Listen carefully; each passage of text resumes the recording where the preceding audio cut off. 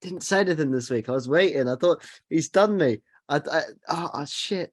That was a bit of an awkward. Alex, you've just sworn in the first 30 seconds of the podcast, which is something that even I have never done, and it means that this podcast video can now no longer be monetized. That's all right. I can't. I'm not authorized monetization yet anyway, because I don't have 1,000 subscribers and like 4,000 watch hours or whatever it is. So please subscribe. If you ever are, then this particular video is now screwed. That's fine. We'll have one. Hello, everyone. Welcome back to Host Podcast here today. Today I'm joined with John, as always, and Adam Mamoon is here. So it's the Android Invasion team. We're back at it again. What, we're reviewing the Android Invasion again? No, we're just the Android Invasion team because we were the same group. This is like, I swear this is out. There's only time that it's only been the three of us in one show, right? Just the three of us. We can make it if we try. As Alex put it before we started recording, let's get into some bondage. Yes. Before we do that, how are you guys? You guys well? How are you doing? I'll let Adam go first. Yeah, pretty good. I don't really know what's sort of been happening like recently. It was sort of news there in terms of just general stuff, really. You know, had a pretty What's going on in the world of Adam and Moon? What's going on in the world? Had a busy, productive week. Finished off with like a karaoke night last night, as of recording, like Friday night. And yeah, just working really. So it's been my life. Sexy stuff. What about you, John? I'm good. The football is back. I have my tickets for the Abominable Snowmen at the BFI at the start of next month. So yeah, I'm hunky dory. Fabulous. That's a good album. I love that saying as well. I think it's not. I don't really know what album you're referencing, but it's a great. Oh dear God. What album? Be the album Hunky Dory by David Bowie. I don't know. My Bowie knowledge is. Bowie's not my bag. In fact, he's on my t-shirt actually. Funny enough. Sorry. So there he is. Every Bowie song I had, it's not for me. So what's your favorite David Bowie song then, Alex? Starman I have an absolute hate for, so it wouldn't be that. Oh. I've heard it in like adverts and like trailers and films. Right, okay. You know how I asked what your favorite was? Yeah, but I'm working through it. That's so that you could say something positive about about one of Adam's heroes, rather than the first thing you say being like slagging him off. I'm not slagging him off because it just. I mean, you literally just did. It lives in that, it lives in the like Jump by Eddie Van Halen. Oh, don't double down. No, but like Jump's a great song, and so is Starman. But when you hear it 20,000 times, by trying to explain it, you're making it worse. I like both songs. Well, I'll say Changes, but the Shrek version, because there's least amount of Bowie in that one. Oh come on! There you go. Yeah, sorry. Bowie's probably great. Just, I'm a big fan of Absolute Beginners. I don't know what that is. Well, it's a David Bowie song. Okay. Right. Well, I was going to say that I was, good, but now I feel bad, so I'll say I'm here. As you should. I'll go. It's Saturday evening. We're up to talking about, and you're killing Adam and Moon's buzz immediately. No, come on. You could never kill Adam and Moon's buzz. Adam and Moon's always smiling. This is true. He's a very positive person, but I've never seen him look quite so sad as he does here. Yeah, I have. I think one time I may have said something else something about Tom Baker probably. Yeah, I'd imagine that would probably also do it. Yeah. It's a good job. It's a good job that Tom Baker and David Bowie never actually made a film or anything together, because like if you started slagging that off, then I'll always slag off the Horns of Diamond though, because it's shit. Anyway, well, Tom Baker should totally have been in The Prestige. That would have been that would have been brilliant. Tom Baker and David Bowie in The Prestige together. I like the sound of that. And what is David Bowie's connection to Doctor Who, Alex? Wasn't he? He was meant to be in it. Was meant to be in like time, even not Time Lash. Was it? He was meant to be in a classic episode. Wasn't you are close. You're about a year out. You are close. Meant to be the classic. It was meant to be the Colin episode, wasn't he? But I don't know. Not quite. Well, actually, kind of. He was tapped up to be in Caves of Showers Jack. Yeah, Showers Jack. As Showers Jack. Which, I'll allow you. You can classify as a Colin episode, I guess. Colin appears in the end credits of episode 4. Right. Then let's get into this one. So obviously this time we are reviewing From Russia with Love, as Adam Maroon is getting the sun beaming down on his face as the review starts. So you're all right there, mate. That does look rather bright. It might just be the webcam, Yes, tell you what, I'm just going to do a quick change of lighting. Yeah, that's yeah. It's like you're being interrogated. Yes, obviously, yes. Adam Maroon, tell us where you're hiding the Smarties. Yeah, we're doing good cop, bad cop. I am obviously good cop.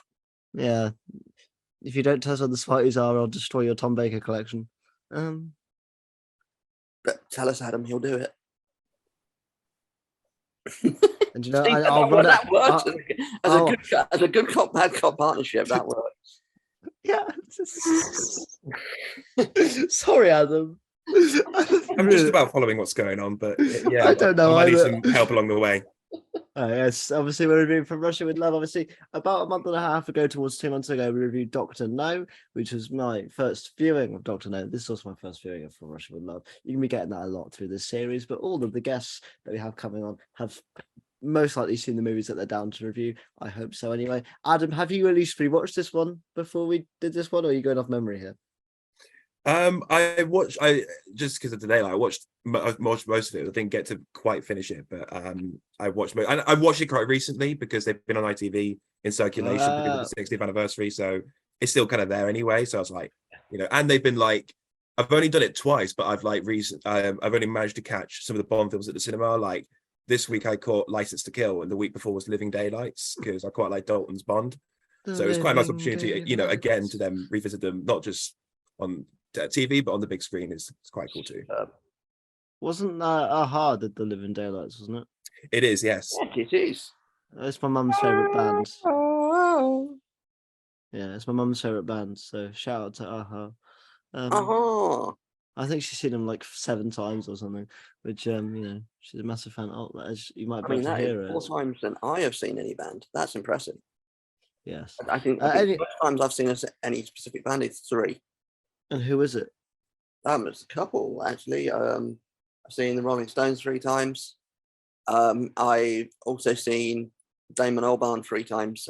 Twice with Blur and once solo. Oh, nice. There you go. There's quite a few that I've seen twice. Any musical artists that you've seen multiple times at the moment? No, not multiple times. I sort of, whenever I saw a musical artist, I have genuinely just seen them the once, sadly. But you're a one and done. You're like that. Maybe.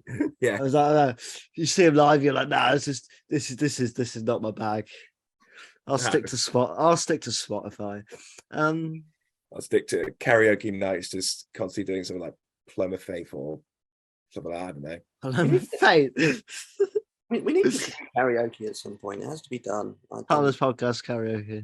I am no in-person karaoke. I'm scared to do karaoke though with people like John because he's actually a good singer. Are people like John? What you mean, people that piss? People that can sing.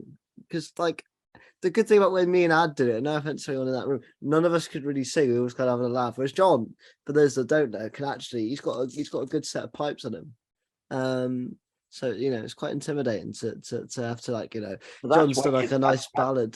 That's why you've never asked to do karaoke with me, because I would shit myself. You damn good. Because John would do a nice song. I don't know what he. You know what this is like. This is like reverse ableism. It's like discrimination against somebody that has an ability. Yes, exactly. That's Disability Pride Month's no more. It's done now. But it's always Disability Pride Month in my heart. Yes, as it should be anyway. We're eclectic tonight, aren't we? I like this. I like this vibe we got it's good. Shall we actually get on to the review though for the listeners that do just want to hear our opinion? Right, guys. This should be it now. Right, we instead of reviewing the from Russia with Love, we are going to review the Muppets Christmas Carol. It's August. I don't care. Lovely. We're doing it. I mean, Muppets Bond should be a thing. Muppets Bond. They've done Treasure Island. They'll get ready for Muppets Bond. Well, we could do that challenge as like keep one character, but the rest are Muppets. Who would you do for Russia with Love? I'm going to keep. Who'd you keep? I would keep Robert Shaw because I genuinely could not see it. I genuinely could not see a Muppet playing Robert Shaw. You do realise, having raised that, this is now something that we're going to do on every single Bond podcast that we do. That is going to be a question. If you were going to recast this film with Muppets, which one actor would you keep? Yes. I'm not looking at the cast list, so I don't get any character names wrong. I mean, the answer is Robert Shaw. I'll keep M. You know, he's not in very long, but that means it's mostly a Muppets film with a cameo from M. So who would you have playing Grant then? I need to get a look properly. Right, let's have a look. He's the bad guy. Yeah, I know. I need to visualize. Adam, you're gonna have to help me out here. What's the guy in the reboot? And the big blue guy with the tussles, and he's got like the British voice, and he comes good at the end, but he is part of his evil crew. He's got like the British posh voice. He's like, I don't know his name. I can visualize it. He's like a dragon. He's like blue, and he's like a dragon thing, but I can't think of what his name is. Oh no! Hang on. Let me. Muppets. Oh, sorry. Suddenly I thought you were talking about Bond, Uncle Deadly. Yeah, him. That's who I'd have. I mean, if I were to recast Grant, then I would recast it as Miss Piggy, because like literally that scene in the train, she could just start it off by going, "Hey, yeah." That makes sense. What about you, Ad? Have you said it already? I can't remember. I sort of want to keep. I know he's not sort of named, but like Q, like Desmond Llewellyn. I keep Desmond Llewellyn. That's actually a name I try, you know. I can't say it fast enough. Just have to take my time. Desmond Llewellyn. Major Boothroyd. Nice. Right. They initially asked him to play it with a Welsh accent, didn't they? And then he sort of put a Welsh accent on for them to show them what it sounds like, and it sounded so ridiculous. They were like, "No, actually, just do it as English." That must be one of those sort of moments of absolute, sort of you do an accent and they're like, yeah. Well, no, I mean, he was Welsh himself. But he realised that it just wouldn't work in a Welsh accent, so he put quite a strong one on, and they were like, "Oh right, yeah." Yeah, mate, it's not happening. Right. Then shall we get into From Russia with Love? I don't know if you it's a film, so I don't know if you want to break down. Do you want to maybe not do your regular breakdown job, but do you want to break down the plot briefly? Because this one's kind of layered a bit. Okay, yeah, I can. That's quite good because it means that I don't have to remember some of the character names. Okay, so we start off pre-title credits with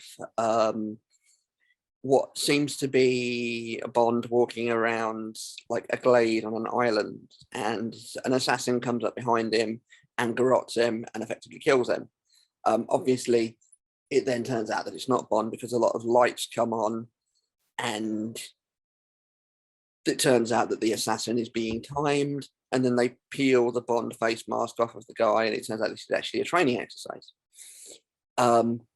What it turns out is going on is that Spectre, who are a international criminal organization, I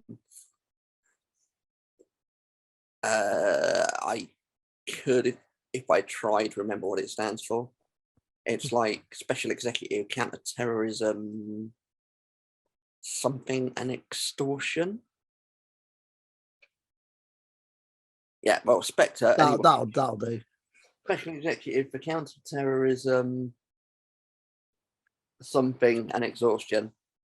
People will email us or tweet us or whatever, but don't bother because I will have looked it up and seen it by the time that you Google it. Special Executive for Counterintelligence, Terrorism, Revenge, and Extortion. There you go. So, yep, those guys.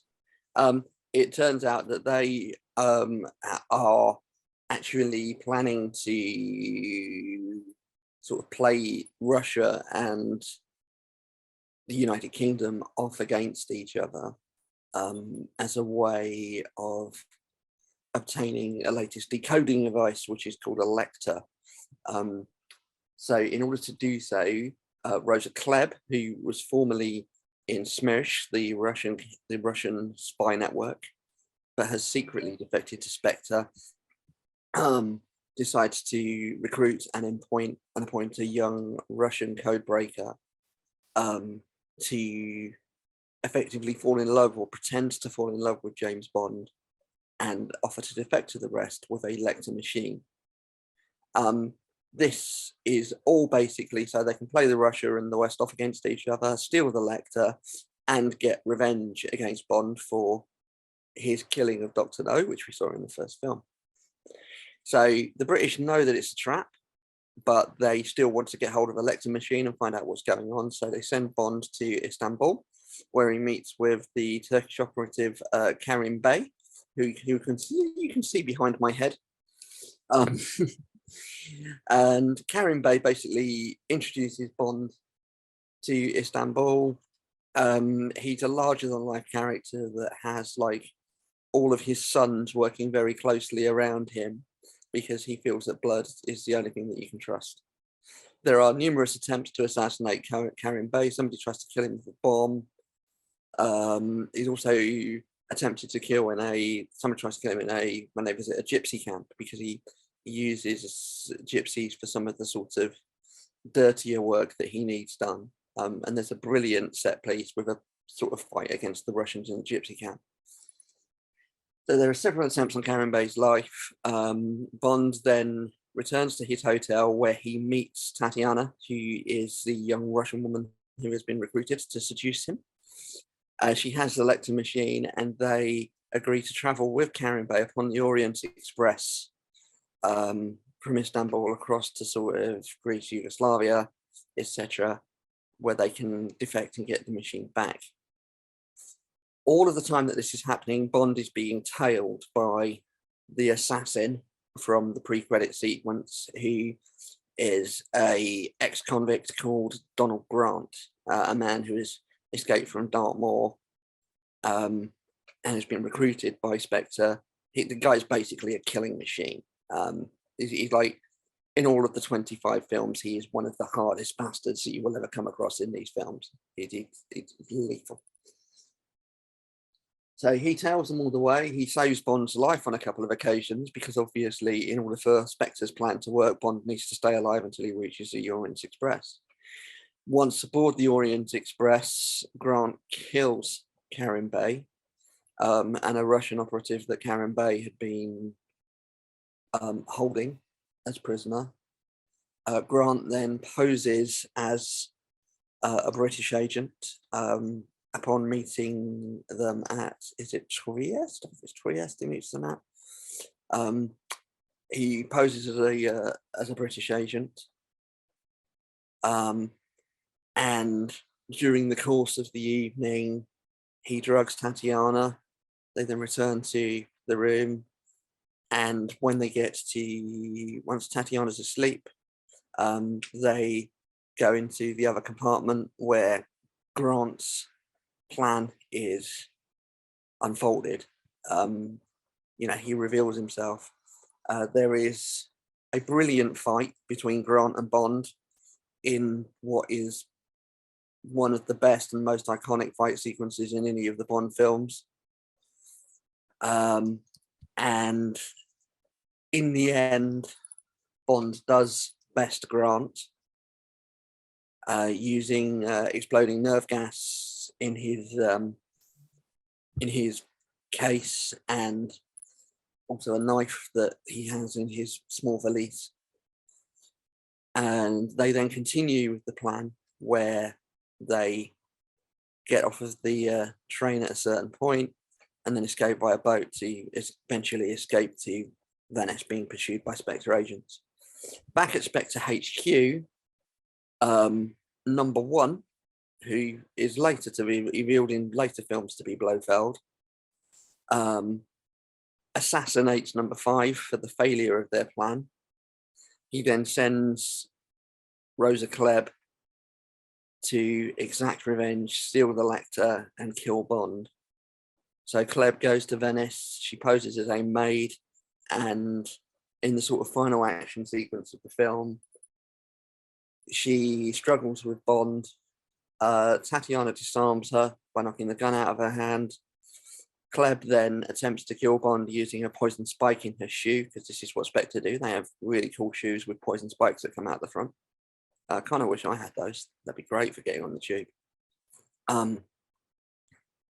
And in the struggle that ensues, Tatiana gets the gun and appears to be kind of struggling with which of the two to shoot. She finally shoots Klebb. In the end, we then get to see Bond and Tatiana on a gondola, floating off down the canals in Venice with the Lecter, and it's another successful mission for James Bond.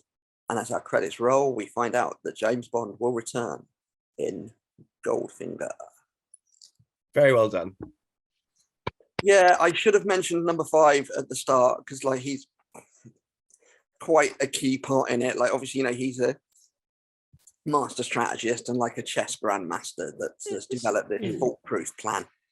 It's all right though, it's a lot of movie. There's a lot going on in this. There's a lot of movie, and that probably wasn't as punchy as you needed it to be, but that's fine. No, that's all good, man. There's like key scenes that you need to kind of like. If there's key scenes that we're going to discuss, there's key scenes you need to kind of mention. Yeah. So, what do we think of From Russia with Love? Just to preface this, if you guys didn't watch the Doctor No one, I recommend go watching it. But if you can't be arsed, I understand. I'll say this: me and John both really enjoyed that one. We thought it was a solid Bond film, and we had a good time. And I know John had already seen it multiple times, but it was my first viewing, so I went in absolutely kind of open-minded without knowing any consensus of quality. Same with this one, actually. So I don't know what you guys could think, which is exciting.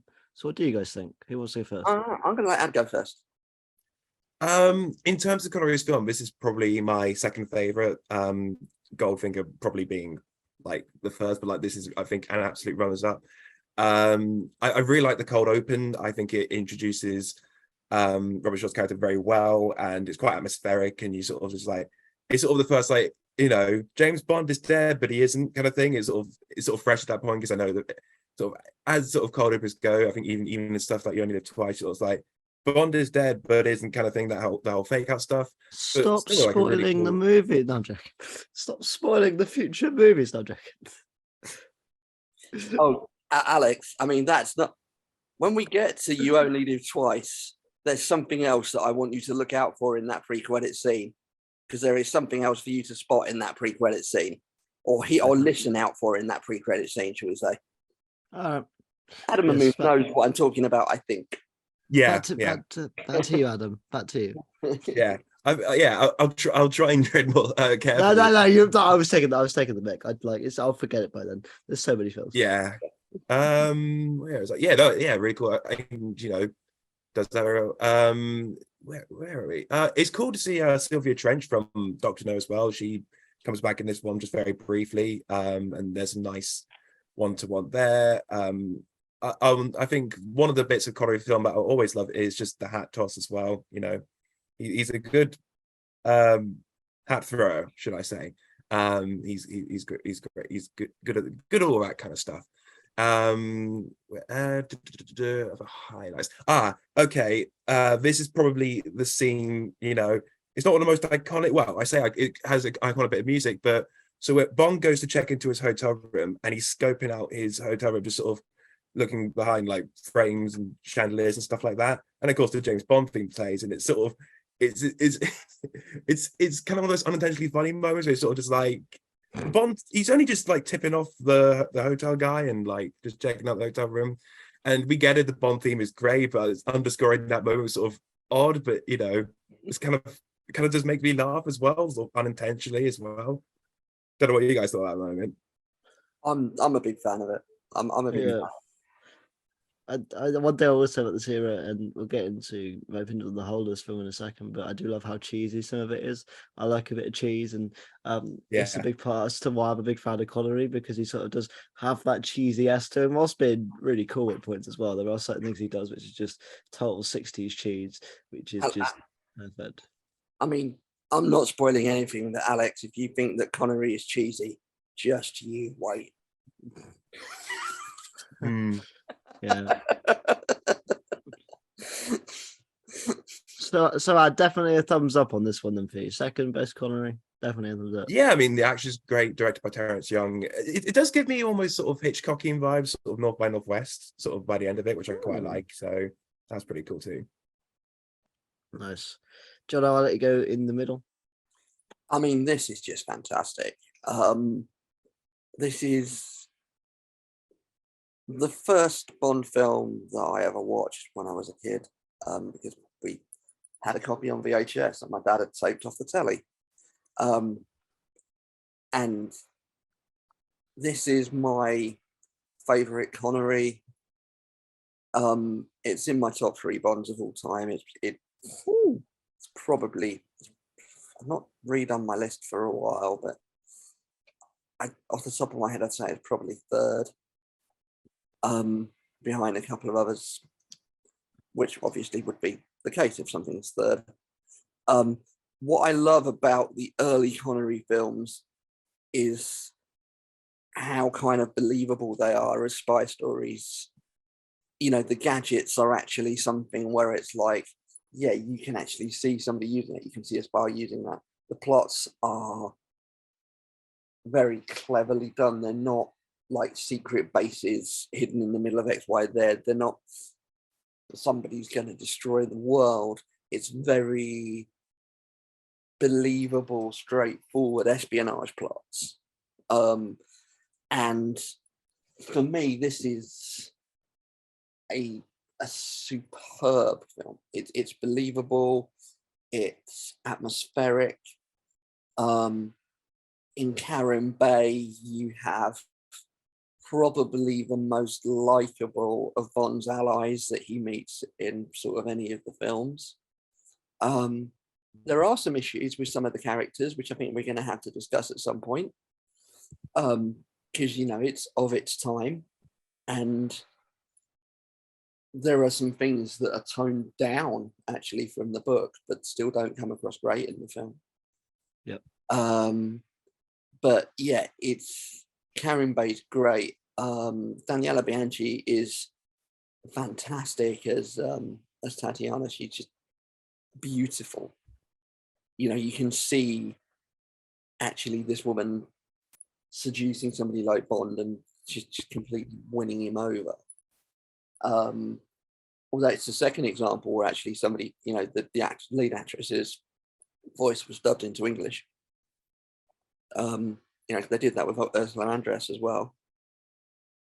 She was dubbed twice. She had a singing voice and a speaking voice. But yeah, it's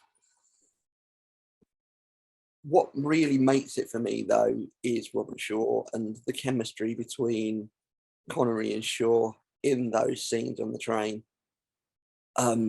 You like, although there are 20 odd James Bond films, you genuinely believe that he is in danger. You genuinely believe that this is like one of the most dangerous assailants he's ever met.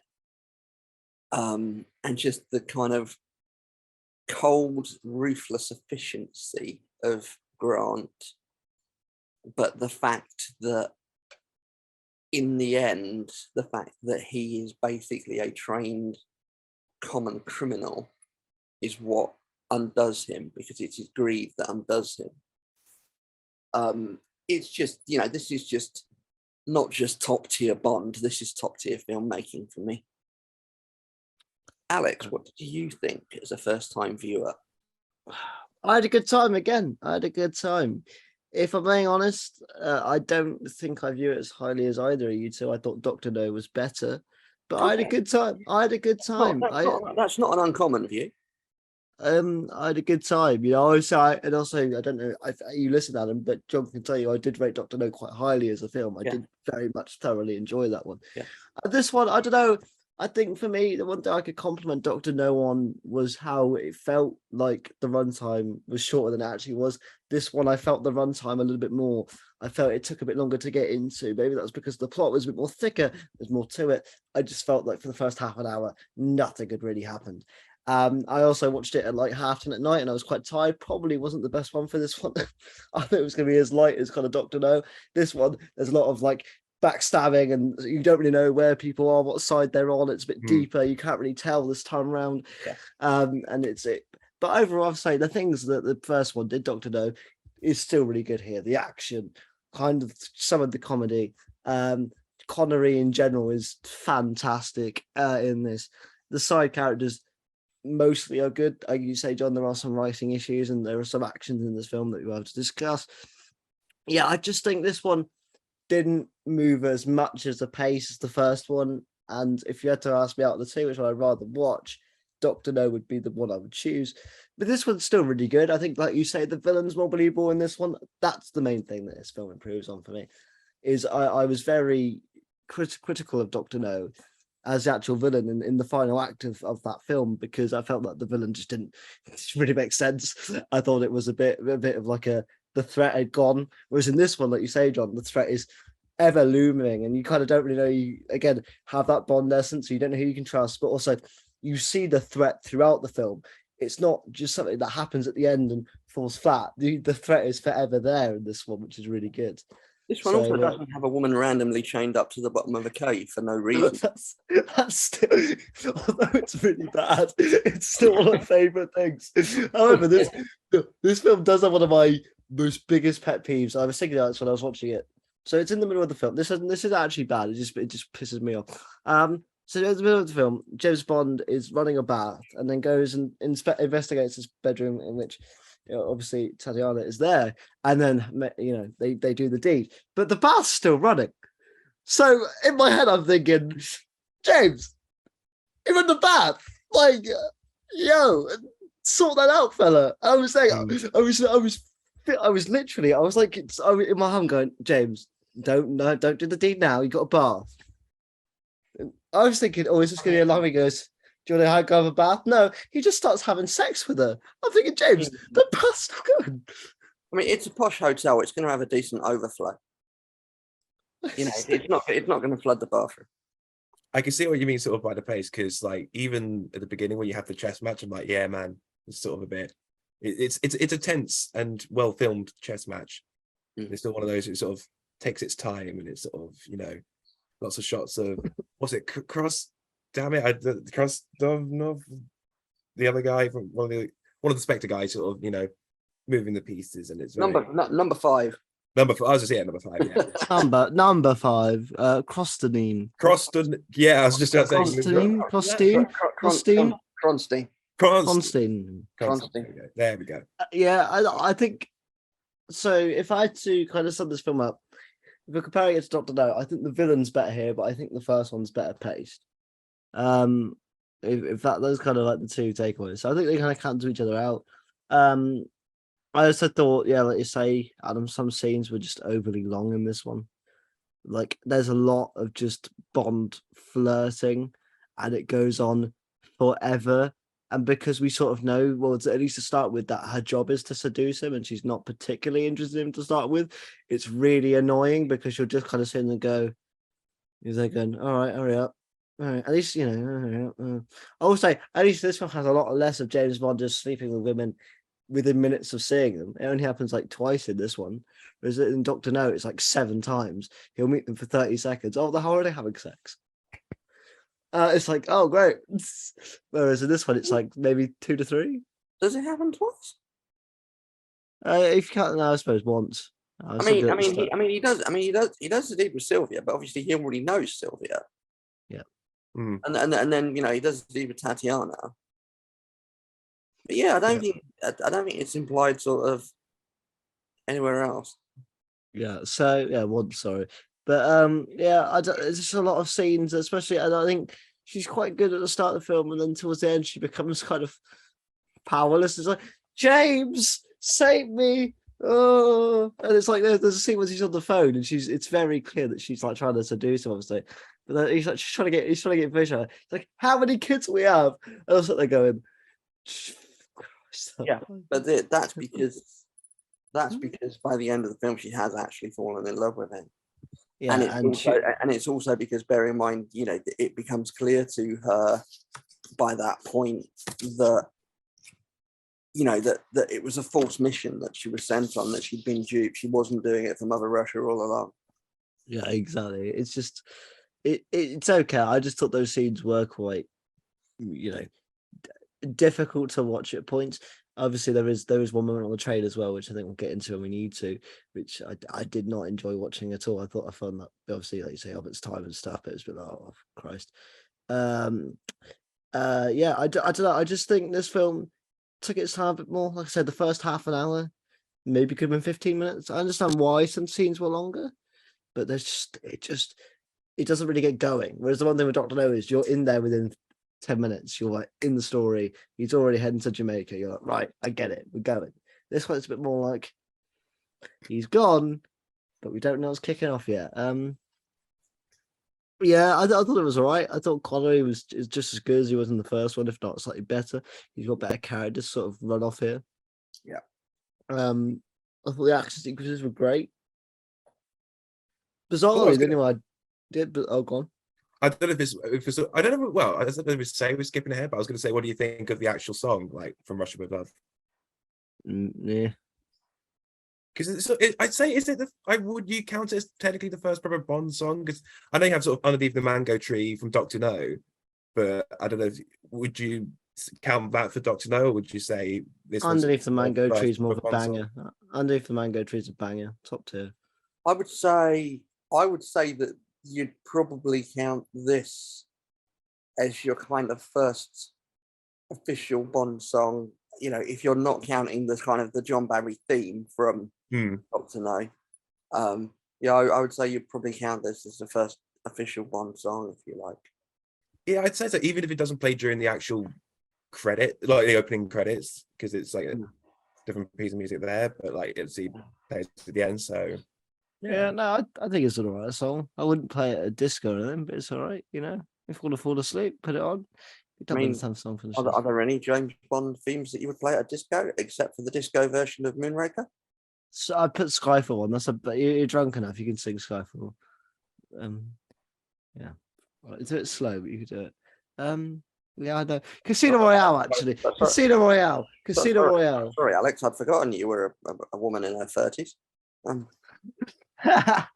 Casino Royale. Well, I think of that to begin with. That's actually a top tier, like just tune in general. Chris Cornell. Casino Royale is good. I'll grant you that. Die Another Day would work quite well at a disco as well. Yeah, there's a few. I probably would say The Living Daylights, actually. The Living Daylight. Yeah, it's tune. You to a Kill. Oh yeah, Duran Duran. But Duran Duran, can't get it wrong. But yeah, Is there any points that you do want to particularly point up to discuss? Just give me a little. I want to talk about the fight scene in the Gypsy camp, because I think that just works brilliantly as a set piece. Brilliantly, yes. I mean, it's terrifying. You've got flaming caravans and horses all over the place, and you've got you've got the gypsies and the Russians, and people seem to be coming from everywhere. It's a wonderfully filmed scene, and obviously in the background you've got Grant watching all of this, almost kind of like protecting Bond. There's the scene where somebody jumps up behind him with a knife and he just takes him out. It's wonderful. I'm a big fan of that scene. I think it's a great action scene. And I kind of, as somebody with a degree of Romany heritage, I like how the gypsy that portrayed, it's a little bit stereotypical, but it's not like a negative portrayal. And you're so used to seeing gypsies portrayed in a negative way in media, that that actually to have this kind of thing where no, they're Karen-based friends and they're his allies and they're helping him out and they become Bond's friends and allies. I'm a big fan of that. Yeah, I thought this was really. I thought I think you're on the money there, mate. I think it's really good. Legitimately, I think. I mean, yeah, you kind of have to look beyond the bit where the two women are having a scrap, because that's not really kind of a fight for the right to marry the tribal chief stuff. Isn't really kind of isn't really something that would happen in a 21st century film, shall we say? And by that I mean like the head of the Gypsy tribe, not Roman Reigns. Yes, not the head of the table. But I agree with you. I think that was probably one of the best scenes in the film. I'm partial to the helicopter sequence at the end because I just thought it was pretty badass. That's nicely done as well, actually. That's nicely done as well, actually. And I like that. I also like that Bond's quite kind in the end, and he unties the man's hands before he throws him off the boat. Yeah, yeah. I thought I loved the scene at the camp, but I also thought the last kind of bits with the helicopter and the boats, I thought it was all pretty brilliant, all pretty stellar. And for a film that like I said, started off quite slow, the action towards the end just picks up quite well. I mean, the fight scene in the train is also very good, top tier. It's certainly better than the one with Batista from Spectre, that's for sure. Well, Daniel Craig actually broke Batista's nose filming that scene, which is fair. Is pretty impressive because Batista is a strong boy, so you must have given him a pretty good whack to damage Batista. Well, I mean, it's not stopped Batista working with him again because they're in Glass Onion together. Are they? I need to watch Knives Out. Yeah. Batista's in Glass Onion. He's in the Knives Out sequel. I need to watch the first one. I got it spoiled for me, so I kind of like stepped away for a bit. But I can kind of go. You might have had the ending spoiled, but that won't spoil the film. The film will still be a very enjoyable experience. Particularly, I would advise watching it at the moment while Rhys Jenkins still looks the way that he does, because he looks like Jamie Lee Curtis in Knives Out. Oh my god! Have you only just? Can you not realise that before, Adam? No. Yeah. I just haven't had that comparison of all things. Yeah. I'll send you a picture while we're recording, Alex. Yeah. Is there any points that you want to bring up, particularly that you enjoyed that we haven't talked about yet? I don't know. It's just I think everything that. Like, I love the train sequence. I think that whole third act is, just generally like, with Bond forming, well, I sort of, the connection with Robert Shaw's character and during the train bit, only, for there to be a bit of a scrap, a bit of a fight going on there, a bit of a tussle, which is like nicely edited, and you sort of have what was introduced at the beginning, that sort of device he has that you use to strangle Bond. That's just all nicely done, and all that it just works so well. And there will be no better bit of action in this film for me than when there's the helicopter sequence and Bond shoots the guy after he took the pin out of the grenade, so he shoots him and the grenade just blows up. It just takes the entire. That was I was just like, get in. That was really super cool. I really enjoyed that, and also just Bond blowing up. I mean, it's not good for the environment, but when he blows up those bits, I think I'm going to shoot it's oil in the petrol. Petrol just. That was really cool as well. Obviously, protect the environment and all that, but it was very cool. And I think Ian Fleming does make a cameo during part of the train scene, as you just get a shot of it going by, and you just sort of there. You can't.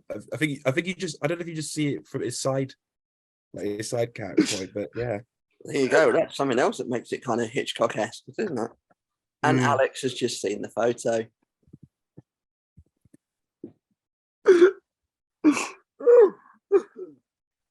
That's so true. It's so true. Oh, it's funny. For those who don't know who Rhys Jenkins is, then this means He's been nothing. on here before. He's been on here before, and Prince of the show. He's got similar. If you've seen the film Knives Out, he looks a bit like that. There you go. Yes. At some point, we've got to be Knives Out. Like that's like something we got to now do. We got to do. Yeah, there's so much we got to do.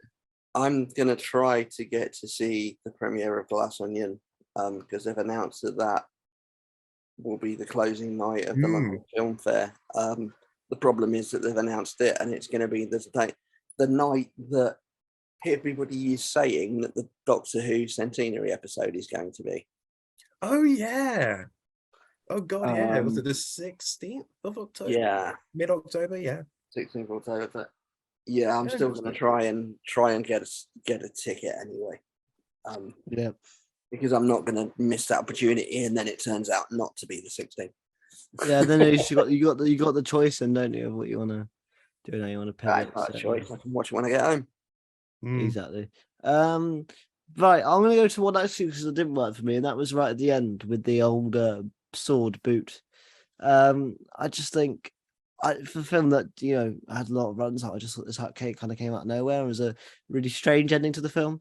Very quick scene. I did like the bit of you didn't know who she was going to shoot, sort of thing, where the allegiance lies. But I just thought there was so much action. I thought the boat thing was really cool. I thought it kind of like a crescendo of action. Then we get a little bit more. I just think it didn't really work. Maybe it's kind of burnt out of super cool action sequences because they kind of just a lot happens in the last 30 minutes of this film, which is a lot of action. So to get one more, which just kind of felt a bit stilted. I don't know as well whether it was a bit of the acting. I don't want to be too harsh, but the whole kicking wasn't very convincing to me with the sword shoe thing. It just kind of looked a bit comedic. I mean, to be fair, she's a woman of a certain age. I know, but it's just the way she was like flailing her leg around, like just kind of like hoping to get it in there. I mean, to be double fair, she'll probably look a lot more convincing doing it than you would. That is true. Fair play. But in this context, I say it just didn't work for me that little bit. I just kind of I found myself laughing a little bit. That's why like the cheesiness maybe I don't think it was intended, but it just made me laugh. Like I lost it a little bit. I liked it because I was like, okay, like she's clearly like a baddie, and they need to Bond needs to deal with her as a baddie in a way. And so obviously the way to do that would be to have her go after him. Yep. And I like the fact that it became her responsibility. She took the responsibility to resolve it, because although it was Kronstein that was killed for the failure of the plan, she realized that actually it was also down to her recruitment, if you like. Yeah, I don't disagree. I think storyline wise it works. I just think that particular sequence and the action itself, perhaps it didn't for me. And I think actually for a film like it was a bit long, I think this film wraps up really quickly. I know it's too quick. A lot happens very quickly, and you've got to keep up. If you don't keep up, the film's going to lose you a little bit. And you don't really know who we're fighting now and stuff. I think the scope's sort of bigger, really. Like it packs a lot more in. It's the second one, and there's no mango tree. There's no mango tree. There's no mango tree. No, it made me sad. But yeah, no, still really good stuff. I don't, anything else we want to kind of bring up storyline elements or characters, or it's open forum if there's much, Well, I probably would say it's great for it's Desmond Llewellyn's debut in the Bond series, and I just love him as Q, and he's just one of those sort of wholesome characters that sort of with each film, I just love seeing the growing connection with him and Bond, and sort of the banter that they have, and just to sort of see him here for the first time, it's sort of like, this is the beginning of that relationship, and I like that. So I assume he will return throughout for a while. Then you'll have to wait and see. Okay, I assume this isn't a one and done. But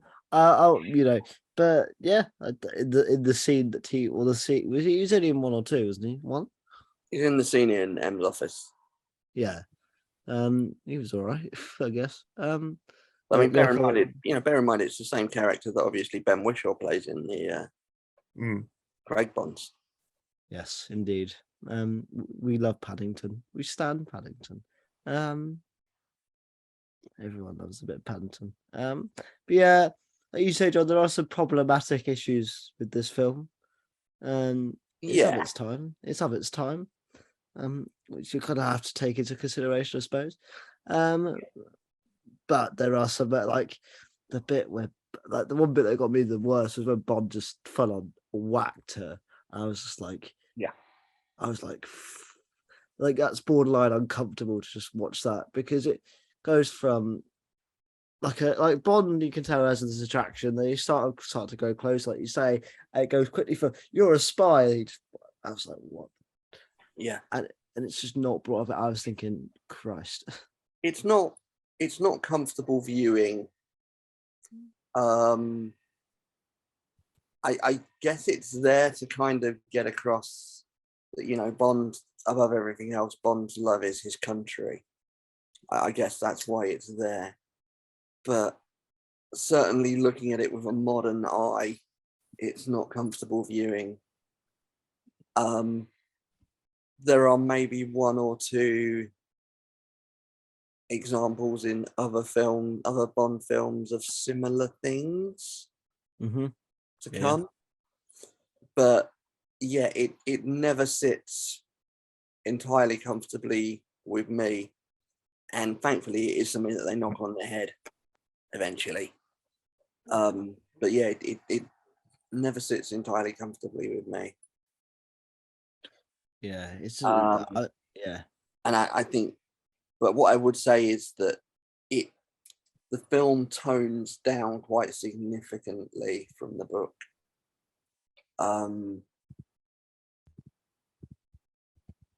The book contains some very sort of controversial conversations between Bond and Karim Bey about their attitudes towards women, etc., and their attitudes towards sexual violence, which thankfully we don't get here. But you do still get a degree of Bond and Karim Bey's attitude towards women coming across in the film. Yeah, absolutely. Like you say, obviously we're in a much, better place now, and we could, thank Christ. You would hope so. But yeah, because overall it doesn't ruin the enjoyment entirely. It's just for a few moments after it happens. I think when you first watch it, you're like, it is jarring. And that it's good that it's jarring, because you don't want to see something like that and be like completely unfazed by it.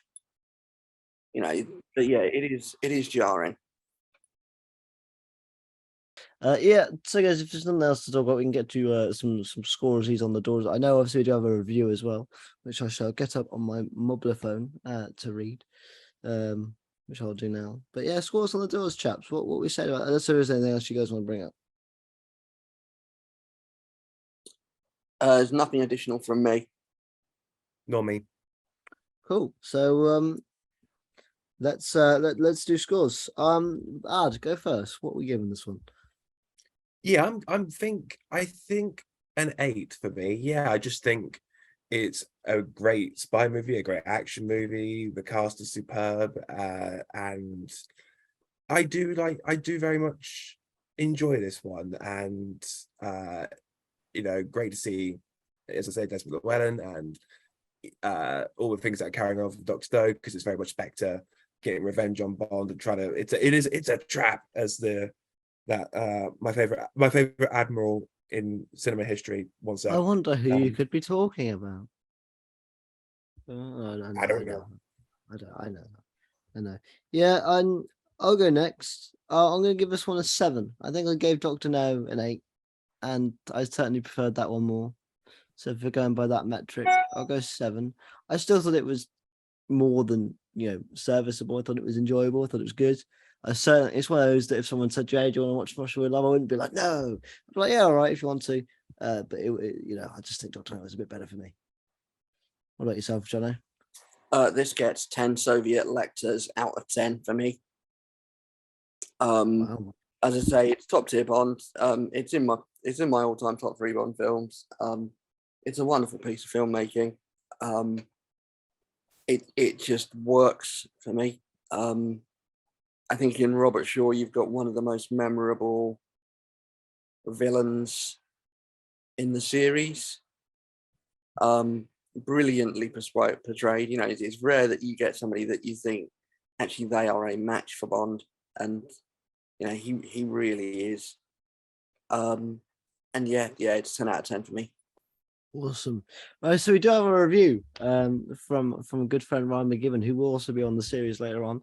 Like we say every week now, if you guys do have an opinion on anything we are reviewing, we will be sending out tweets. I'll get all the guests that are on that week to send out a tweet or retweet it and be like, hey, we want your opinions. So go follow us all on socials, which you'll find out about at the end of the podcast. You guys can get involved. We shall read it out.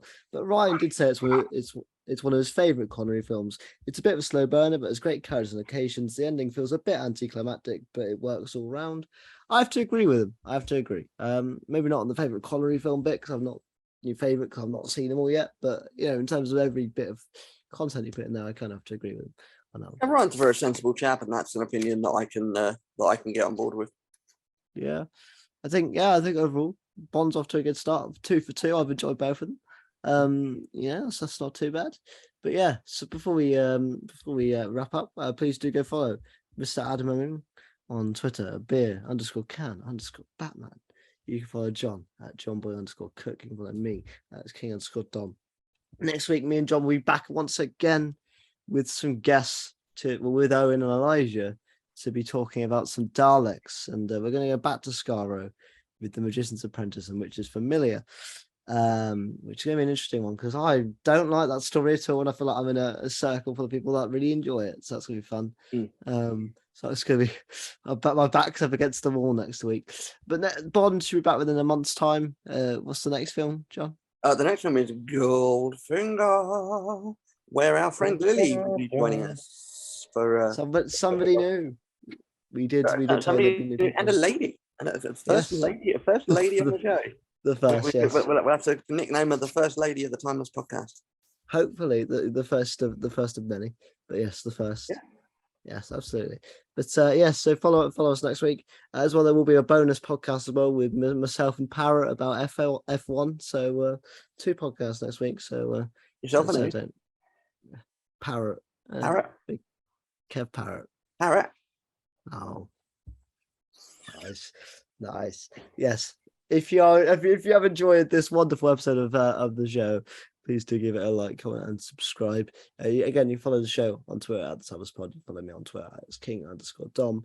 So we're back with Doctor Who next week, and like I said, get involved on Twitter. We'll be sending a tweet out for your opinions. So please do get involved. And until next time, guys, I'll let John give you the outro. Intro, outro, shake it all about outro. Who knows? Good night. God bless. Don't have nightmares. Do sleep well. Join us next month for some more bondage.